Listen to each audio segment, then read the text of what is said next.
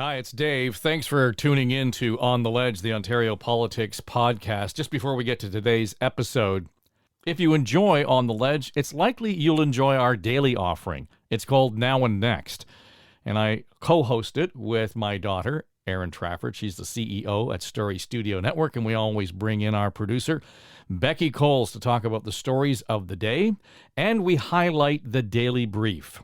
Sort of a long look at some of the bigger stories of the day. And you can listen to the entire daily brief on our Supercast feed. It's nowandnext.supercast.com. You can subscribe to the feed for $10 a month, and it means two things. First, you get the full daily brief on a daily basis. You can hear Now and Next earlier than our regular post, which happens at 3 o'clock in the afternoon. And we are also setting up some Ask Me Anything sessions. So if you want to know more about how it is we produce the shows or what we're looking at in terms of some of the politics or ideas or whatever it is that's on your mind, because it's an Ask Me Anything session, go to nowandnext.supercast.com and support the show. Now enjoy On the Ledge. An original from Story Studio Network. Once around the park, James, and don't spare the horses.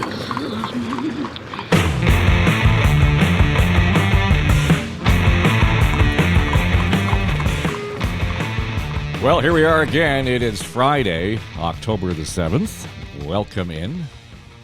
It's On the Ledge, your Ontario Politics podcast. And, just a quick plug for the daily show we've been doing now for a month. And between the two shows, On the Ledge and Now and Next, we've got over, 10,000 downloads in the last 3 or 4 weeks. So thanks for jumping onto the show. And, of course, this is sort of the legacy program in the Story Studio Network. John Wright and I started this with, we had the bright idea of doing the show because, there was an election in Ontario, and we thought, hey, we could do it every day during the course of the writ. Yeah, we did it every day during the course of the writ. But that was the beginning of the whole thing. So those of you who were there and downloading the show those 4 or 5 years ago now, thanks for hanging in there. And if you're new to the show, welcome in. And we will spend the next, 20, 30 minutes or so kicking around some of the stories that affect politics in Ontario. John Wright is here for Maru Public Opinion. Keith Leslie is here as well. You see and hear him on CH Television, and a longtime observer of what has gone on at Queen's Park. Let's just start with a couple of things outside the province. Thursday night, the United Conservative Party, Keith, in Alberta, got a new leader. The Mr. Kenney era is over. Yeah. Perhaps, I don't know, from an outsider's viewpoint here, I do not know about Alberta politics very well at all, but it seems to me they've gone from far right wing to farther right wing. And that the days of someone referred to it as asymmetrical federalism in Canada, where Quebec could have what it wanted and all the other provinces would agree Quebec could have separate deals with the federal government or could spend the federal money differently, those days are over. If Quebec gets any sort of special concession, Alberta is going to want that, and then more so. So this is going to head into some very, very interesting times for the federalism in Canada. I mean, what sort of debate are we going to have? Is Alberta going to dominate this debate the way Quebec dominated for so many years? And how is Quebec going to go along with this? How are the rest of the provinces? It's a very interesting situation. It's a real stirring of the political pot in Canada, if you will. And I don't know quite where it goes from here. I mean, we just had an election in Quebec this week as well. Busy week in Canadian politics. The status quo was firmly entrenched there. Monsieur Legault was back in with an even larger government. And there's 4 opposition parties now that all polled, between 13 and 15, 16% or something in Quebec, which the Conservatives being the lowest of the bunch there, interestingly enough. So there's a lot to consider here. The ramification of the Alberta election, the new premier-elect in Alberta, premier designate, I'm not sure, premier-elect.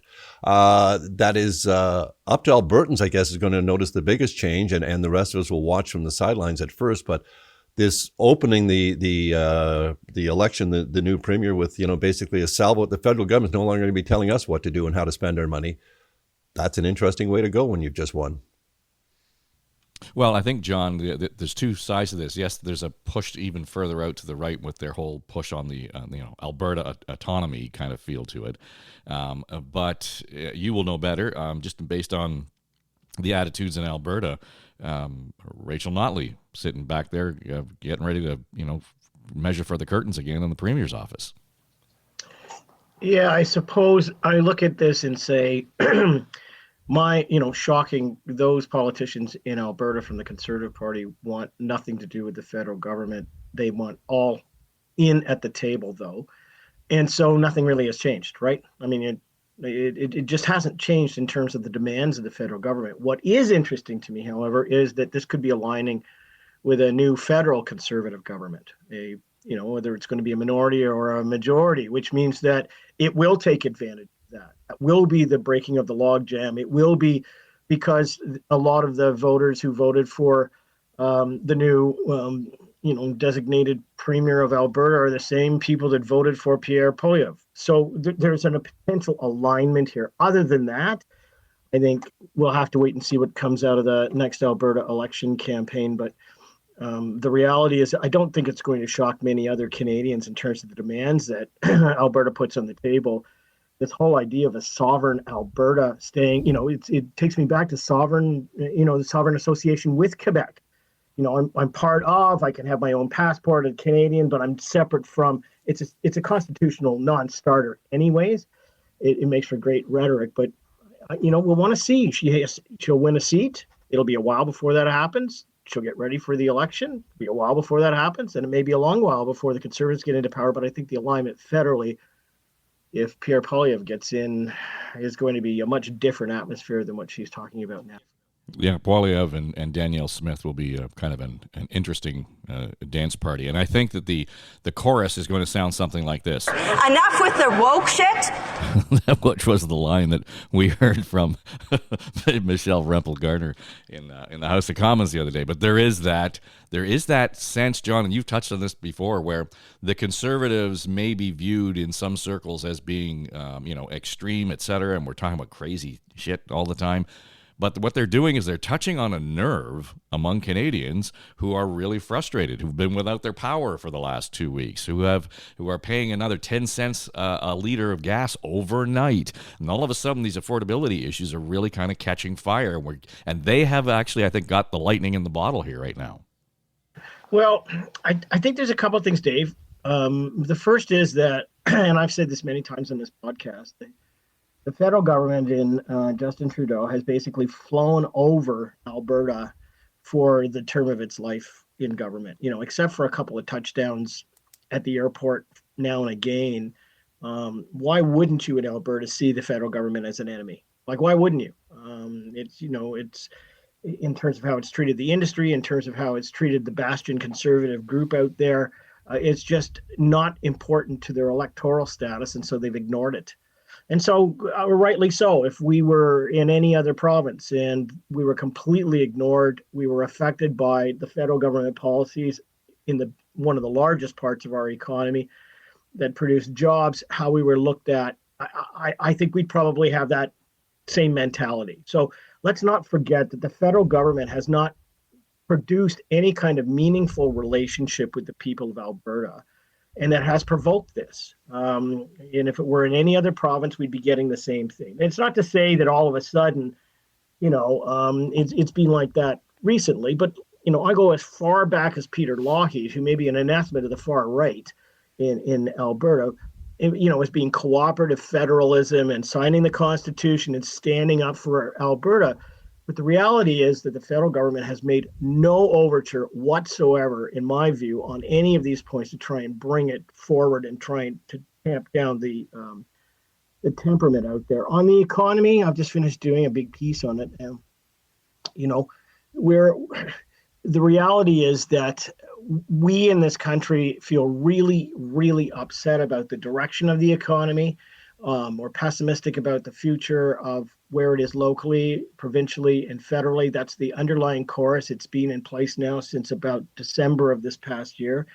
There's a little fluctuation underneath in terms of our own pocketbooks and a couple of other things, but this chorus across the country that we're headed in the wrong direction and it's not being worked on is in fact right across the land, and it's not just to one group of people. So I would say that those are the two things that Alberta has now in common: a feeling of neglect from the federal government, and the second thing is the economy and how bad people think it is. I think it's even more. I think a lot of people across the country are feeling that the federal government's priorities have just drifted way off course from everyone else's.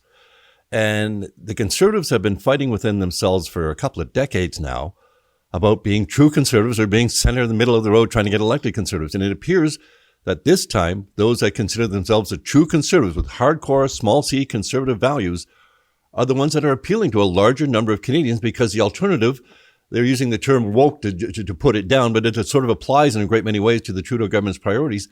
This is resonating with an awful lot of people right across the country, even in liberal bastions like Toronto and Poilievre drew big crowds. There is an appetite there for something beyond the Liberal government's priorities that we've seen from them. And especially now that we're entering into these really difficult times with inflation and economic uncertainty, and where are we going? Are we headed to a recession? To have a government that's talking about, issues that just don't seem relevant to those particular matters has people angry and annoyed and feeling, not just ignored, but intentionally, their issues are just being purposely ignored by the government.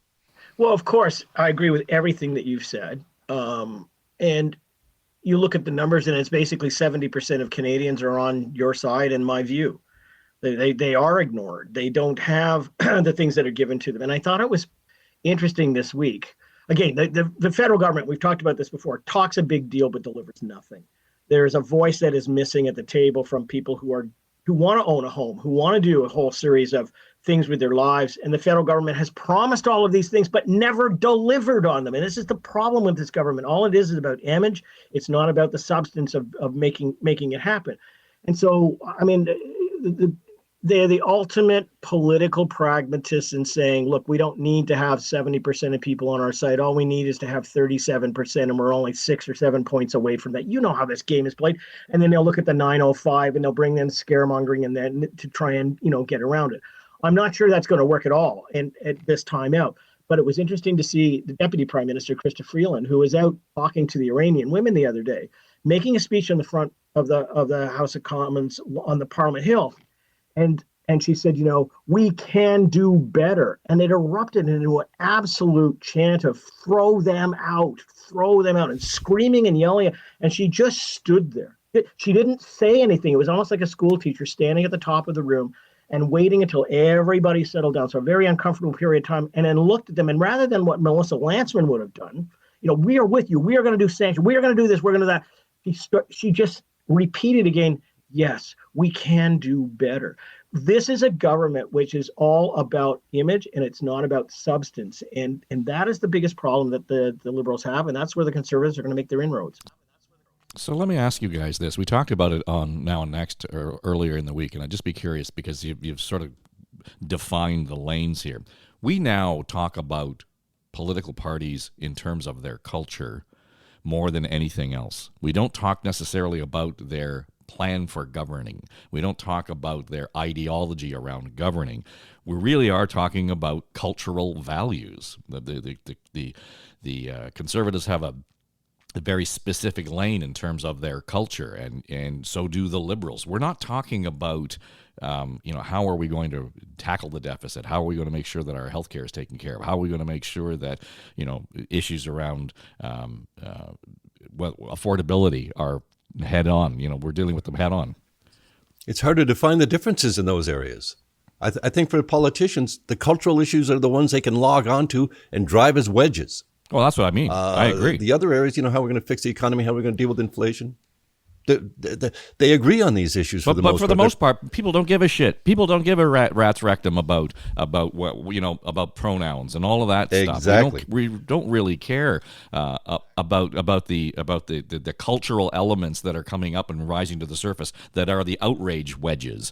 We really do want the kitchen table issue to be dealt with, and so we're almost at a point where yes, they are appealing to certain fringe parts of the electorate, and hence I think that's why we see fewer people come out to vote, because there is no, I mean, to John's point, you've said it several times, what party exactly represents my needs on a daily basis coming and going? We're getting so far away from it that the political parties to some degree are kind of becoming irrelevant in how all this is playing out. But we need them. Well, as a conservative, someone who believes in balanced budgets and opposed to deficit financing? Or are they someone who just, we inherited the deficit, we're going to make it bigger, and that's the way it goes, and it's not our fault? The political ideologies, what the parties stand for, I think is very fluid, especially for Liberals, of course, but even Conservatives. I remember Bill Davis. I mean, his theory was Ontario politics is you get on the middle of the road and you kick everybody else off the middle of the road. I think Canadians are still thus, given a choice of three, two is always their favorite. They are middle of the road people by nature. But the Trudeau government seems, as you say, we're talking about pronouns and these other sorts of issues instead of talking about inflation, is driving people more to the right. More, okay, let's get some hardcore conservatives in here. They're going to behave like conservatives. They're going to put the fiscal policies first. They're going to not worry so much about the social policies, although those are the cultural issues. Those are the ones where the Conservatives end up getting into trouble most of the time, and where the Liberals are able to use them quite effectively to show the Conservatives, well, they can't even handle this. How could they handle governing? So you're right. We focus on not on the important, how are they going to govern issues as much as, how are they going to stand in these cultures? Are they going to protect, a women's right? Are they going to, all these sorts of issues that have basically, for the most part, been long settled in Canada. But we see these culture wars in the States spill over a little bit here. And again, the Conservatives, especially the Poilievre and Steele types, they seem very quick to latch onto these and make the most of them. It's divisive politics. It's not how Canadians really prefer to see their politics work, but it does work for the political parties when, as John says, I mean, the current federal government, what did they get elected with? 33% of the vote? I mean, if you can govern with that, good on you, but it's not the will of the majority of Canadians. But you become comfortable with that kind of quorum. We've talked about this before. It's a mindset. Governing with a minority government, as it currently exists, is just like governing with a majority. But they're not using it to actually do the things that Canadians want to do. So it's a little bit like playing chess as opposed to checkers.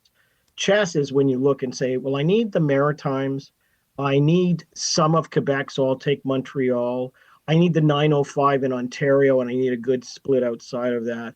I can get by Alberta and most of the West and go into British Columbia and pick up a few there. Then I will win.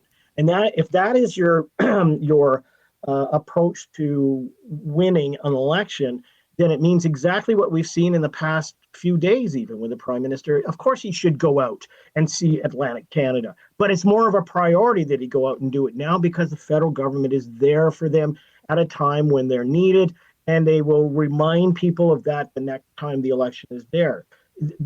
You and I know how these things work. A 37-day election campaign, the first 2 weeks are kind of bland. The couple of weeks after that, or the middle week is kind of redefining, and the last is finding the wedge that splits the vote so you ensure that you get that group that comes who's been sitting on the sidelines on board.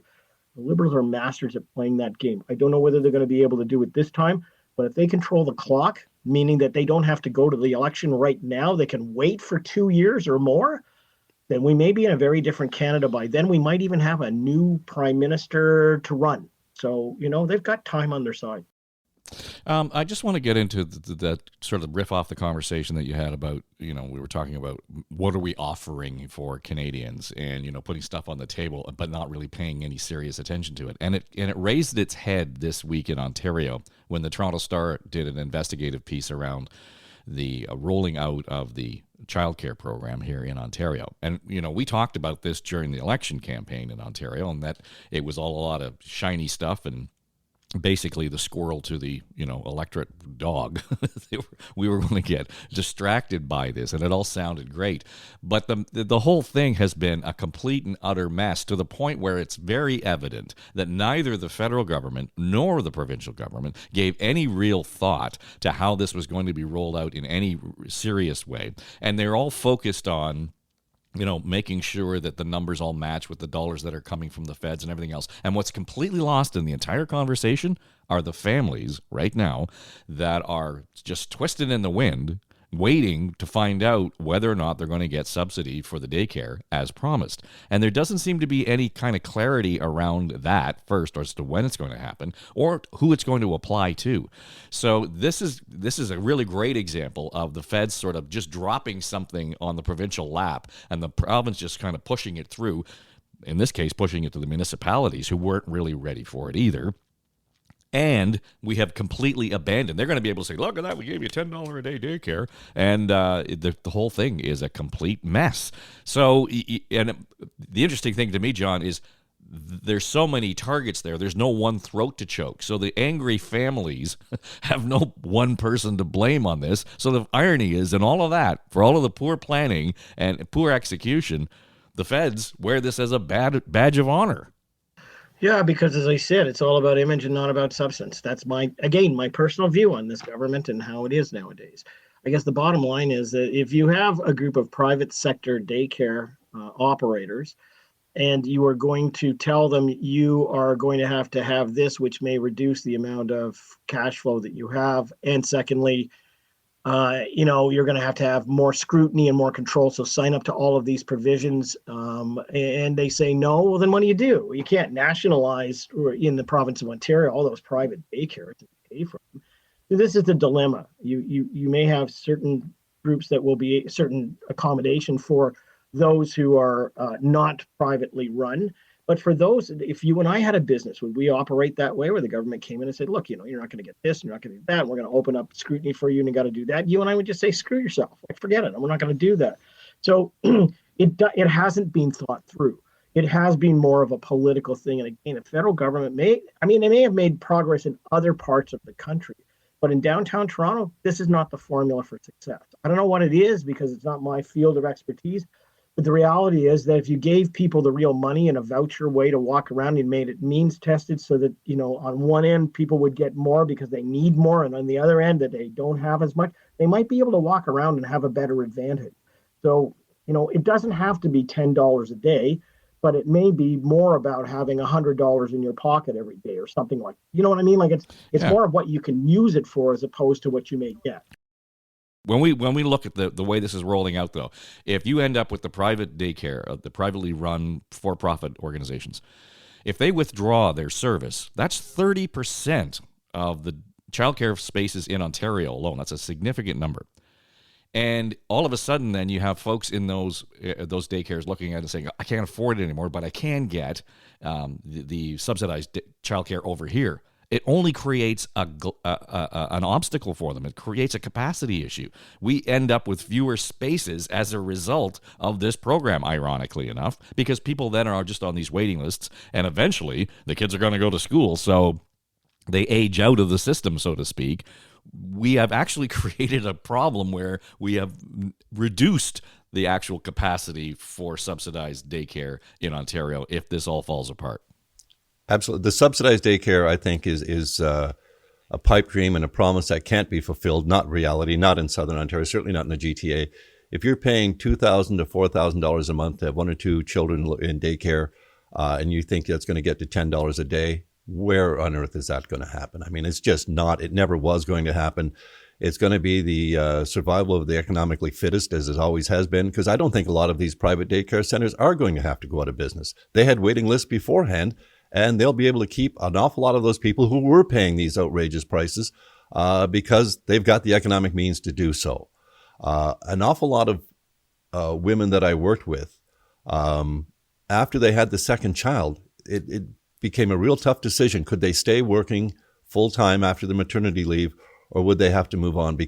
And it was always the cost of the daycare was the consideration, because once you had two children in daycare, especially two young children, infants, the costs are astronomical. So how people were supposed to get from that to $10 a day daycare, it never seemed realistic to me. It was clear the Ford government was fighting with the feds to negotiate some kind of a deal to get these details hammered out. And they held out the longest they possibly could. But of course, they wanted that going into the election as well, saying that $10 a day daycare. So some sort of deal was finalized between the two levels of government. But clearly, they never spelled that out. As you say, it wasn't thought through to the daycare level itself. We have an awful lot of these private operators that are just, They're not going to operate under these rules. It's just not worth it for them to try and adhere to all the new rules and regulations and to subsidize $10 a day. They'll stay with the parents who can afford to pay that. And there are a great many parents in Toronto who can. Many, many more who cannot, but there are many who can. But there's a poll out this morning that I want to draw attention to, because what it does is it rates the Ford government on all of the various issues. And to this point, the highest number of people in the province point to the greatest success as being cooperation with the federal government. That's it. Like that is the highest mark that you can get here at 44%, doing a good job. Underneath that, then it's downhill, 38% for jobs in the economy, education 30%, deficit government spending at 30%. It goes all the way down to housing affordability at 13%. And I look at this morning and say a couple of things. Number one, well, we're right after an election. It doesn't matter. Like in one way, it doesn't matter. Like, I mean, the government's going to do what it's doing. It's taking the last place issue of housing affordability and put it up front, where there's a bunch of things that the government says it's going to do about housing affordability, about developers' costs being relieved, about new zoning bylaws being, allowed to change because of the new powers given to the mayor. Like you can go up that scale from the bottom and start to find that there are certain things that are going to be playing out. What is missing from this are two opposition leaders who can use it.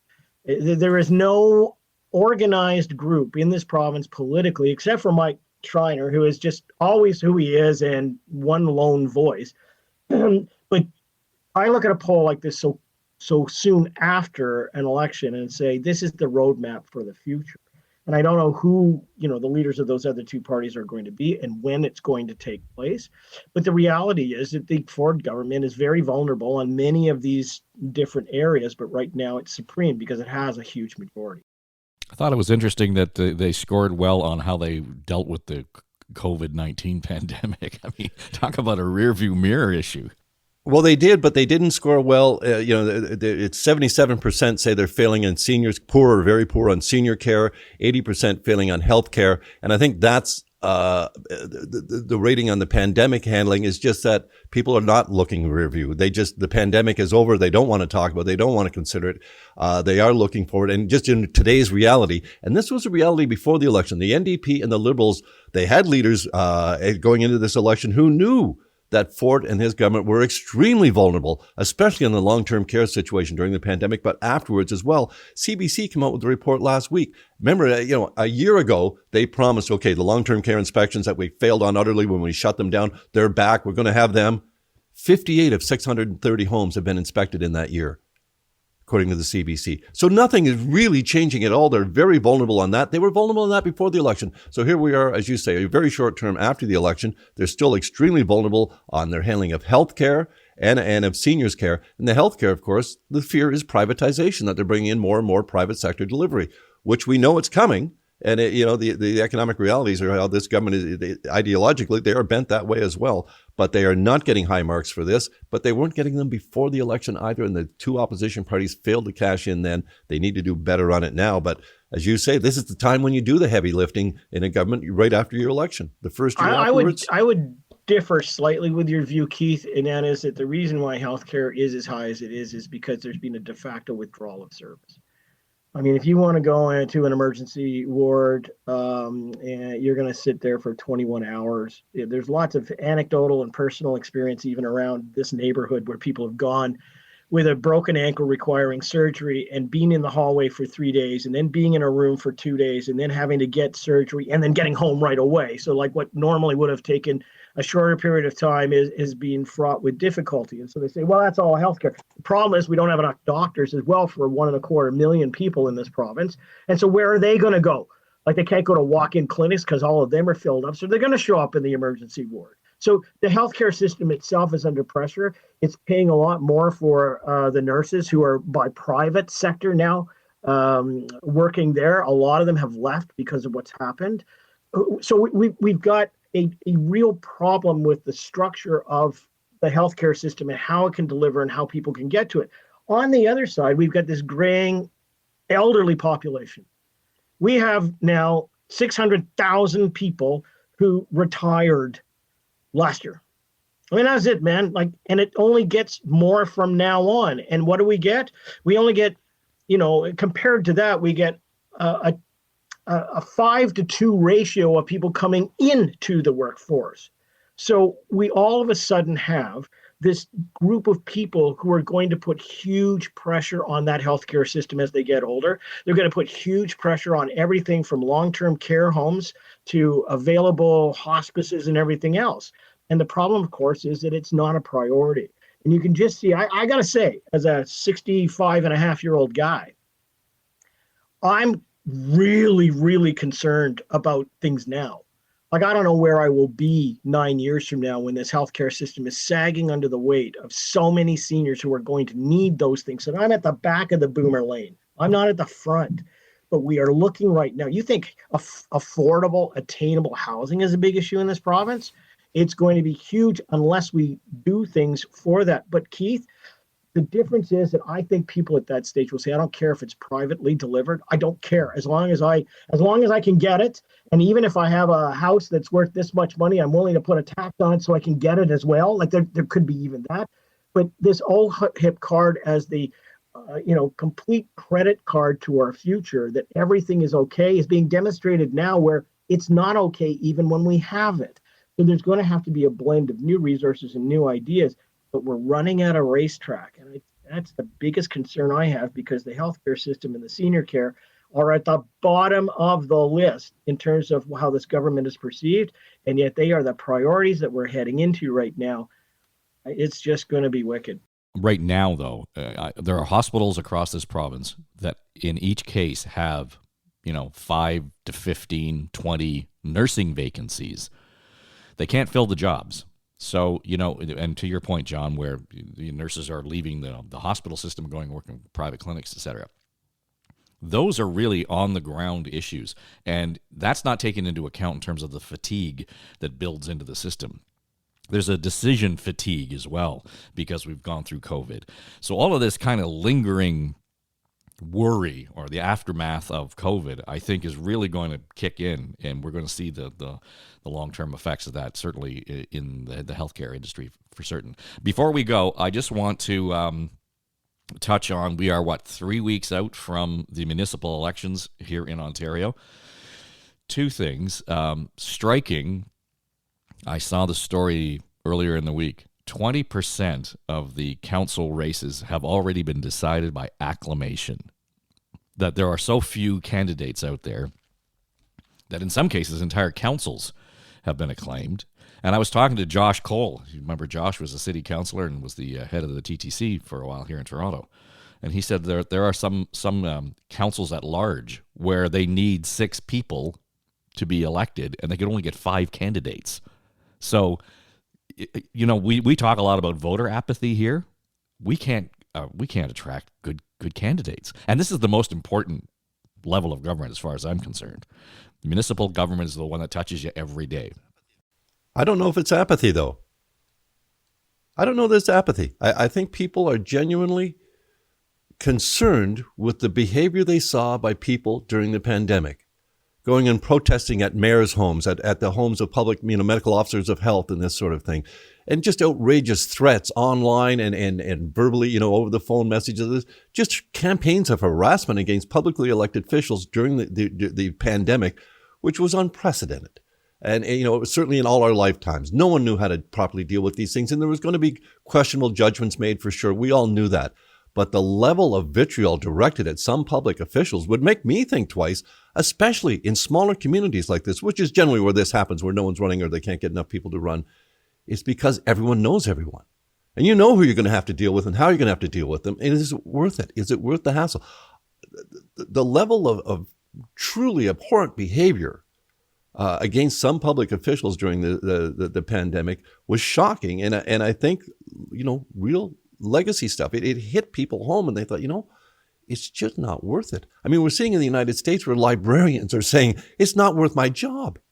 Librarians. So here, to find people not wanting to run for an elected office, I get it. I understand it. I can, I'm sure some of it is apathy, but I think some of it is just outright, it's just not worth that kind of backfire. So what's the solution here, John? I mean, but the province has to do something about this. I mean, if the municipality is a creature of the province, then at some point it falls in the lap of of Queen's Park. I don't know what, Dave, I don't know what you would do. Require people to run for office. I don't know. I mean, the reality is Queen's Park could look at this and say, look, you know what the solution is? We cut council in half. So therefore, you only have half the people who are going to have the problems. Shut off your social media. Shut it off. Don't listen to it. Just go on about your life and serve the constituents. I mean, what Keith said is absolutely true. The vitriol that has been visited upon these people and journalists and others who've been made targets by factions and by organized groups is what's causing the downfall here. So I don't know what the solution is. I've always felt that the people who are most suited for politics are the young and the idealistic with no necessary responsibilities like a home and a family, and those who are incredibly wealthy and don't give a shit about going to the office and making sure that they get things done because it's not going to matter to them. They're protected by their future anyways. It's the people in the middle who have the most connection to the real issues of the day that are not running for office. And so that is the bigger problem that we have, even in the city of Toronto, where we're dealing with millions of people and we still have acclamations. We have tons and tons and tons of people running for mayor who have no chance whatsoever against John Tory, not running for council. And I think that says something about it, that it's more about the statement than it is about the job. I just want to say before we end here that the one thing that we want to watch before we come back is going to be the education battle in the province of Ontario, because the premier clearly threw down the gauntlet yesterday. As we've heard all premiers, the three of us have heard for our entire life, don't push me, don't push my button, don't make me do this, and we're using, on one side, they're saying this is a fair wage thing that we want, and on the other side, we're hearing the government is being reasonable. So it's a fair and reasonable argument all over again. We'll see where we go with this, but I got to tell you, there's no appetite for a strike in this province. It may be unfair, looking for a certain percentage because it's, the cost of living is terrible the way it is, but the hammer's in the government's hand right now. And that's unfortunate for people who make $39,000 average or about $55,000 if you take out the part-timers. But it's a tough situation, but it's coming to a slow boil. It will hit there by the time we come back in a later podcast. Well, I think the teachers' unions are smart to let CUPE take the lead. So, yeah, no, I think you're right, but it really confuses the issue in terms of who is actually, at odds with the government. The teachers are taking the heat, even though it's not the teachers. So I think that's going to be an interesting dynamic to watch play out. All right, Keith Leslie, John Wright, I'm Dave Trafford, and this is On the Ledge, your Ontario politics podcast.